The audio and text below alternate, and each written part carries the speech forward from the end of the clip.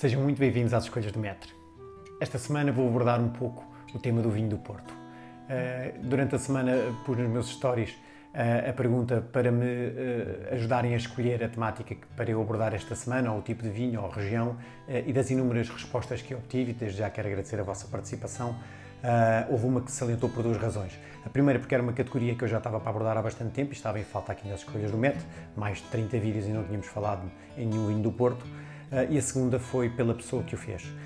Gostaria de deixar aqui um agradecimento público ao Luís Pedro, que tem sido uma pessoa que me tem apoiado desde o primeiro dia nas Escolhas do Maître. Ele foi o meu primeiro seguidor no Instagram e constantemente me dá feedback dos meus vídeos, ajudando-me assim a melhorar a qualidade aqui do canal das Escolhas do Maître. O meu obrigado.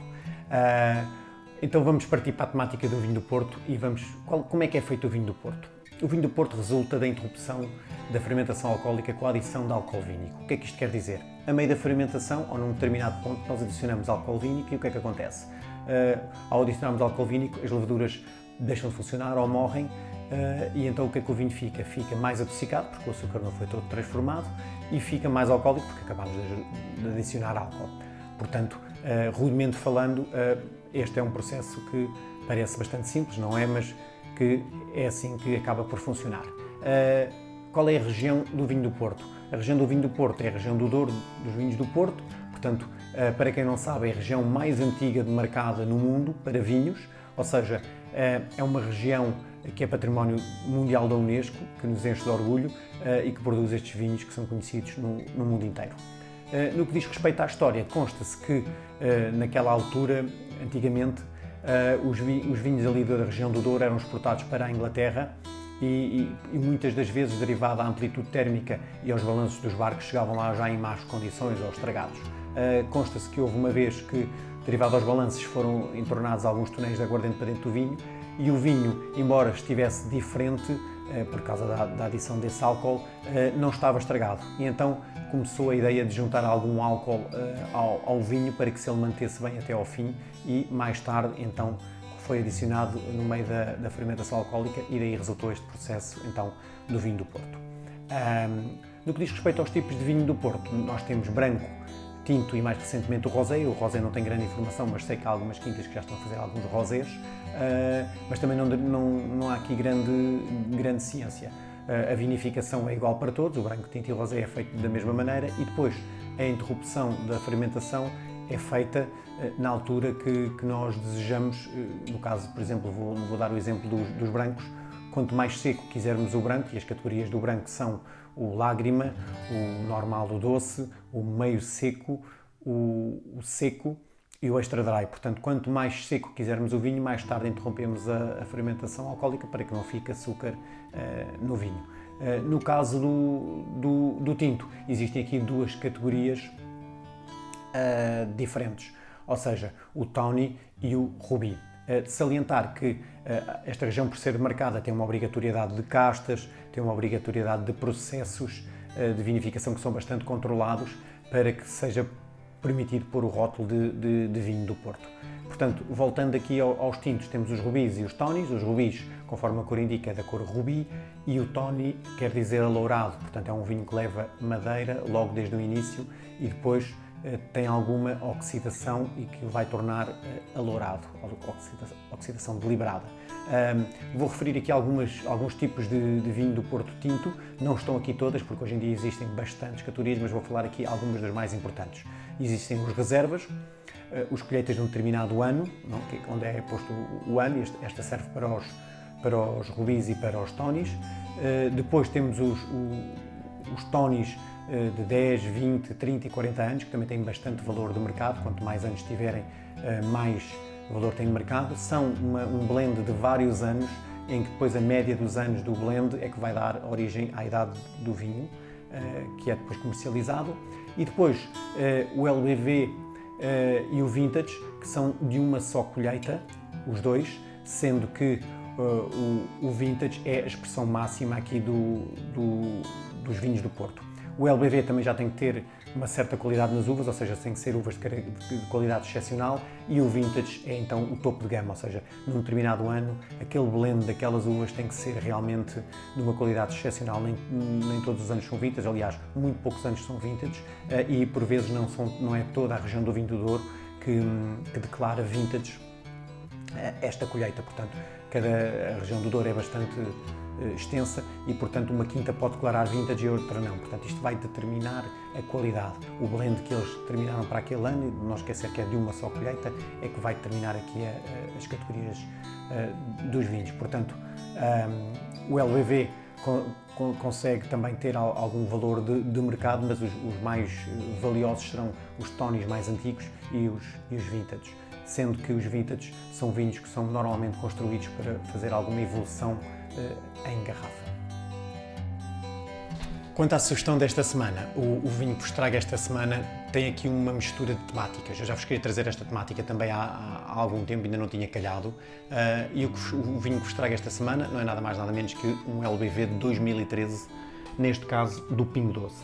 Portanto, a colheita é 2013, como já vos disse, e é feito e produzido pela Casa Symington, que é uma casa com um grande nome, tanto para vinhos normais de mesa, como para vinhos do Porto. Como é óbvio, é uma casa do Douro, não é? E o enólogo responsável é o Sr. Manuel Rocha. Algumas casas fazem vinhos para superfícies comerciais, a Casa Symington é uma delas. O Intermarché e o Pingo Doce são duas das superfícies comerciais que eu conheço que fazem isto. E o que é que acontece? Por o lado das quintas ou herdades ou casas que produzem os vinhos, têm uma garantia de venda desse lote todo que é encomendado, ou seja, não tem que ir para garrafeiras ou de ficar à espera que lhe peçam as encomendas. Eles vendem o lote inteiro porque ele vai ficar com o rótulo da superfície comercial, e a superfície comercial também tem uma garantia de preço melhorada pelo produtor, e o que quer dizer, nós consumidores também ficamos a ganhar, porque normalmente estes vinhos são vendidos com um preço um bocadinho abaixo do nível do mercado, vamos por aí 30% a 40% mais baixo do mercado, e como pude constatar aqui na prova deste LBV, a qualidade é bastante acima da média, portanto eu acho que ficamos todos a ganhar. Não vamos falar que isto é um LBV topo de gama, não é um LBV topo de gama, existem casas a fazer LBVs excepcionais e de outro mundo, portanto há gostos e preços para todas as bolsas, mas para quem quer começar a experienciar os vinhos do Porto, eu acho que é uma excelente opção e para um LBV muito aceitável para o dia-a-dia. Falando um bocadinho sobre o LBV, o que é o LBV? É um vinho de uma só colheita, ele fica 4 a 6 anos em madeira e depois 2 a 3 anos em garrafa até ao seu lançamento. É um vinho que pode ficar em garrafa mais uns 10 ou 15 anos, mas não é o seu intuito, não foi construído para isso, portanto não vai ter um incremento que justifique este envelhecimento em garrafa, portanto mais vale consumi-lo no seu imediato. Portanto não é um vinho para ficar a envelhecer, ao contrário dos vintage que são preparados exatamente com essa função, o LBV não é. Portanto, é um vinho com características específicas que eu vos disse, e eu fiquei muito agradado com esta escolha desta semana que comprei aqui no Pingo Doce. No que diz respeito às castas, consta-se que a região do Douro, demarcada aqui para os vinhos do Porto, pode contar até com 30 castas entre tintas e brancas. No caso daqui do vinho do Porto, as mais relevantes ou as mais conhecidas serão aqui a Touriga Nacional, a Touriga Franca, Tinta Barroca, Tinta Cão e a Tinta Roriz. Portanto, são mais ou menos essas 5 castas que são as mais utilizadas, entre outras dependendo um pouco de onde elas são plantadas e das zonas conforme as quintas estão localizadas. Portanto, estas são as castas que vão dar depois as características e os aromas consoante o blend que for feito aos nossos vinhos. No que diz respeito aos aromas e sabores, eu queria só salientar aqui, neste caso eu não tinha um copo mais pequeno que este, portanto eu estou a utilizar aqui num copo normal de vinho tinto, é um copo normal de vinho tinto. Este é o copo que normalmente é utilizado para o vinho do Porto, um copo assim de licor, um bocadinho mais pequeno. Para mim não me agrada, eu acho que o copo ideal, e segundo o meu colega João Lopes me tem ajudado a beber os vinhos do Porto, é com um copo deste estilo, mas um bocadinho mais pequeno, talvez um copo de vinho branco, qualquer copo de vinho branco que depois fecha um pouco para guardar aqui os aromas, é o ideal.